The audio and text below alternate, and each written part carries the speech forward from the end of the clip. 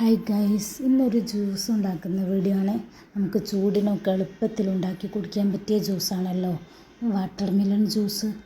ഈ juice ഇഷ്ടമുള്ളവരൊന്ന് like ചെയ്തും comment ചെയ്തും സപ്പോർട്ട് ചെയ്യണേ.